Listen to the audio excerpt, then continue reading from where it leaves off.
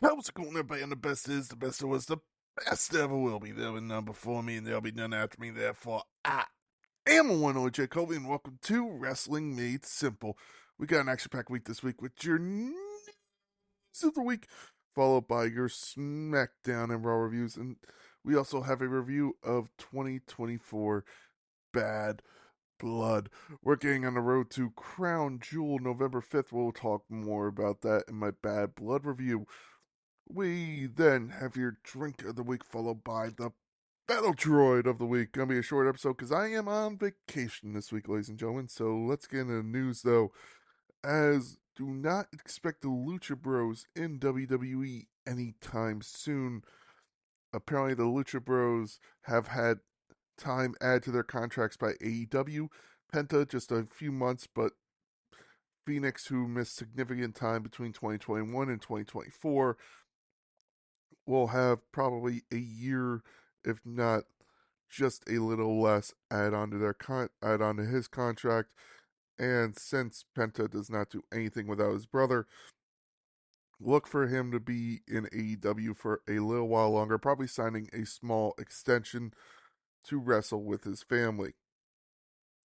And sad news, as Braun Strowman and AJ Styles both suffered injuries in their respective matches last Monday and in on Friday.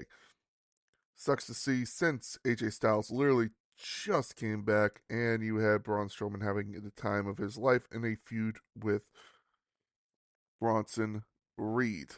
So, yeah.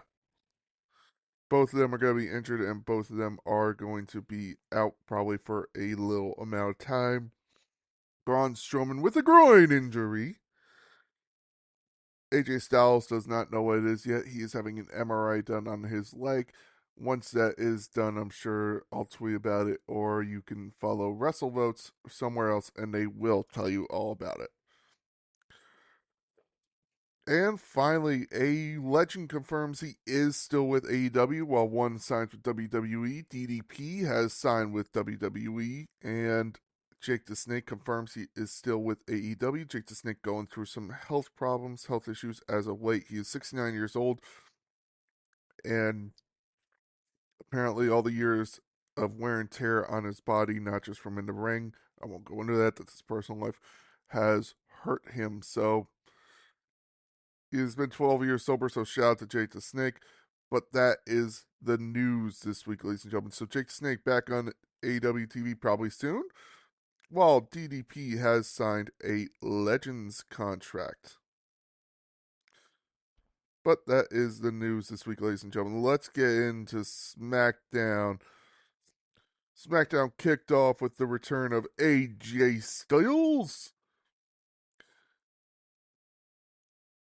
AJ says he's done a lot of things and he has regrets, but wants to turn around his legacy. Carmelo Hayes then interrupted,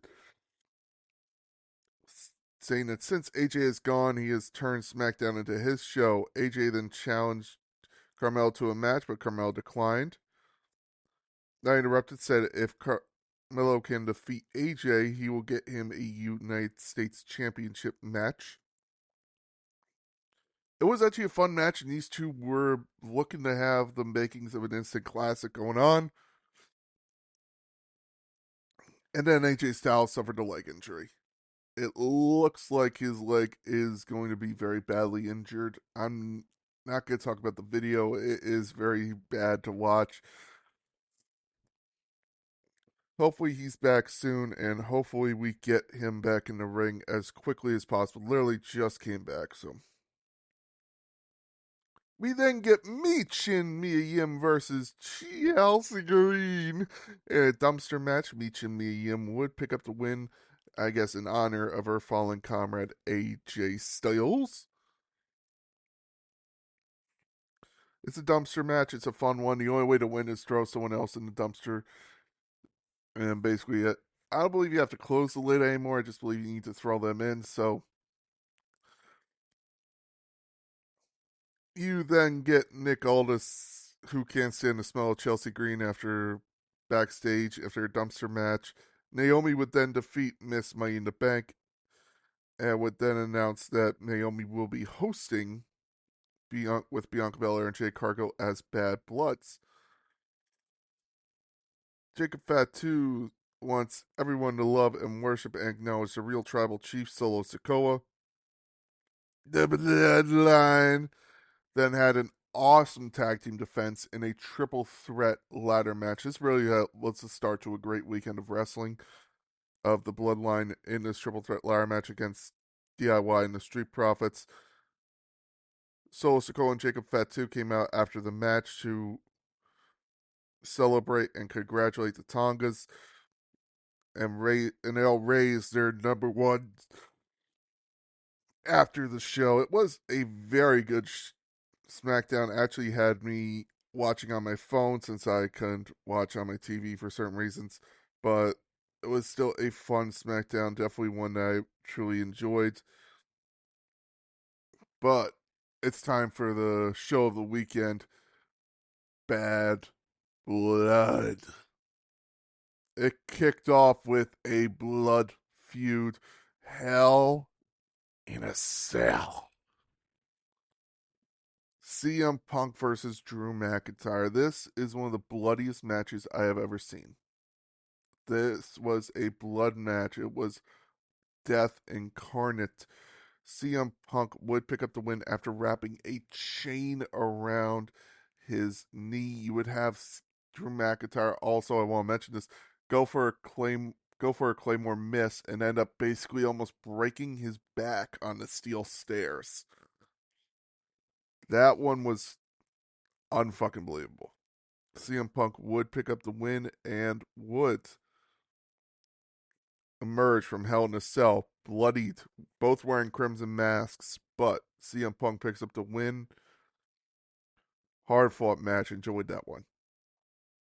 You then get, in my opinion, one of the worst matches. There were two bad matches, unfortunately. I'll talk about them both. This one was one. Both were the women's matches. Nia Jax versus Bayley. It happened.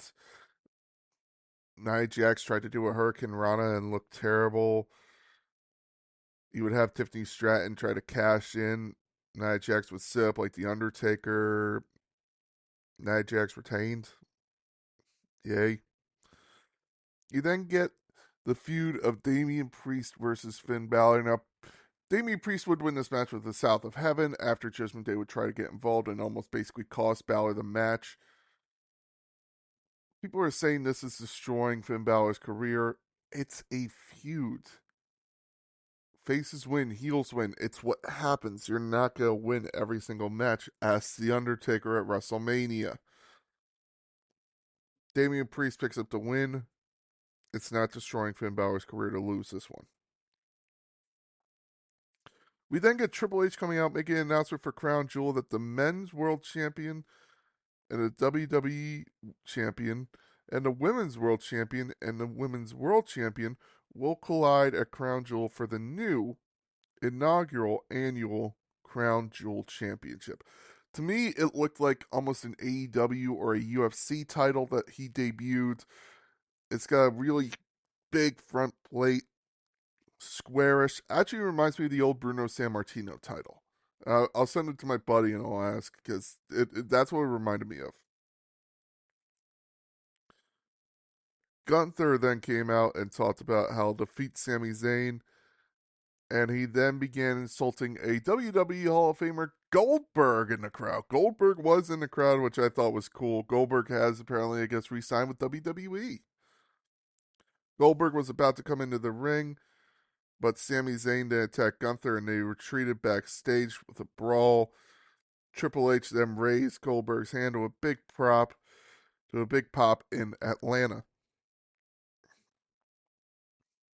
We then get Rhea Ripley versus Liv Morgan with Dominic Mysterio in this shark cage. Now, this is where it all went downhill. This was the match that I'm like, ugh, this is bad. Rhea Ripley would beat the shit out of Dominic Mysterio with a cane. You would have her and Liv Morgan do a lot of battle. And then Raquel Rodriguez would return. I thought this was a good return. I thought it was smart, and I thought this was something different. Unfortunately, the ref botched it.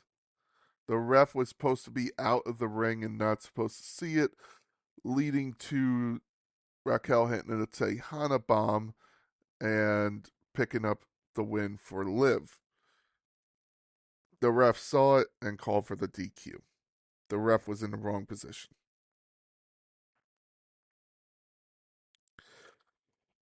Yeah. Definitely not the best match of the night.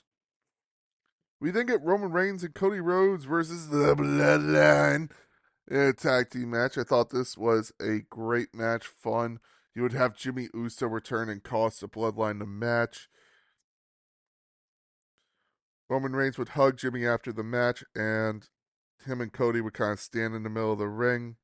As it looked like they might shake hands, it looked like they were about to have the match go.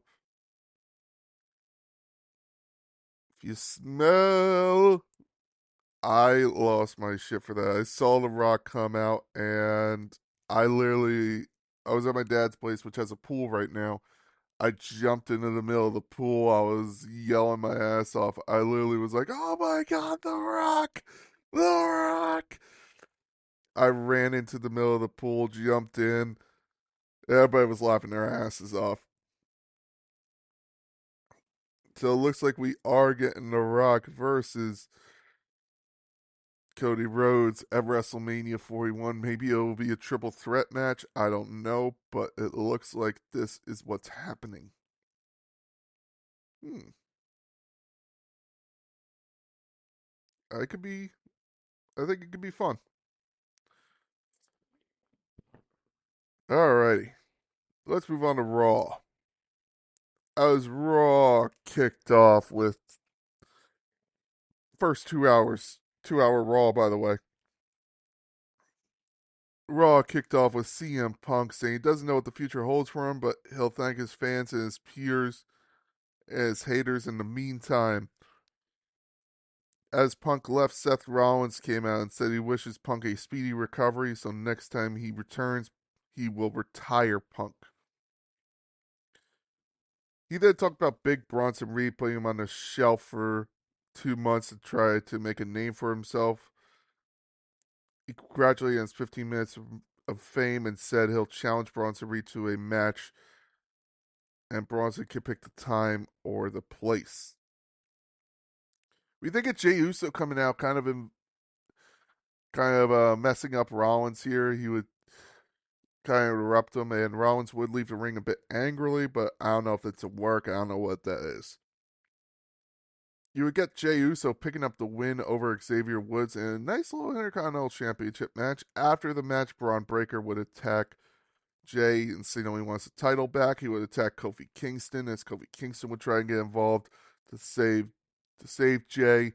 Xavier Woods on the outside would be pulling Kofi out, just like, hey, no, let's just let this happen. And then all of a sudden, Jey would get speared on the outside. We then get the R-Truth and the Miz being made official for next week. Thought that will be a nice little match. Sheamus then defeat Pete Dunne in a good old Donnybrook rules match. Thought this was a hard fought match. Sheamus taking one of the biggest bumps I've ever seen him take off of two barrels into two tables to pick up the win. You would then get a 10-woman tag team match of Pure Fusion Collection, Alba Fire, and Isla Dawn versus Natalia, Lyra, Valkyria, Zelina Vega, Katana Chance, and Kaden Carter. The Faces would pick up the win after a huge top rope leg drop to Sonya Deville, I believe it was. And I remember watching it going, she just broke her fucking neck. She just broke her fucking neck. It was an okay match. I really don't like this huge multi-person tag team match. That's why I was not a fan of the original Survivor Series matches. We then get Gunther versus Sami Zayn. And this one was a banger. These two had a great match. The one part I really truly want to talk about was Sami Zayn taking two power bombs. First one, he gets pinned, he kicks out 2.5. Then the second one, he kicks out at 1. Holy shit, this guy's got some balls. Sammy would eventually pass out in the sleeper. Gunther would celebrate, but as they were celebrating, they came out to have a face off. Cody Rhodes and Gunther staring at each other. Crown Jewel, November 2nd. Who wins the Crown Jewel title? I thought Raw was okay. It's a 2 hour show, and we're all trying to get used to it. I just love all the people on Twitter who are going, "No, this is it's too close together. Too many cuts. Not enough time." You were the same people who were begging WWE to get rid of all the extra time and go back to a 2 hour Raw. So, screw you. Go fuck yourselves, all right? Let's enjoy the fact that you got what you want. You finally got to enjoy a 2 hour Raw. And it's not what you wanted. Fuck you. You guys don't get a single chance to do this, in my opinion.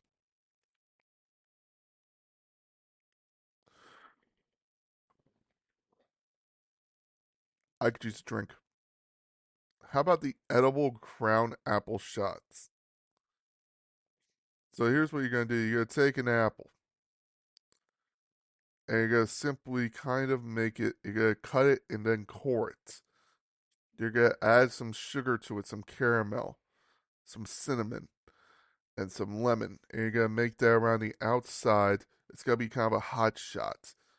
And then you're going to pour in some apple whiskey, sour apple pucker, caramel syrup, the cinnamon and the sugar. You're going to mix it all together in a shaker, pour it in, and you got a delicious shot. This is Crown Apple Shot because we're talking about Crown Jewel, ladies and gentlemen. The battle in Riyadh. And now, ladies and gentlemen, it is time for the Battle Droid of the Week.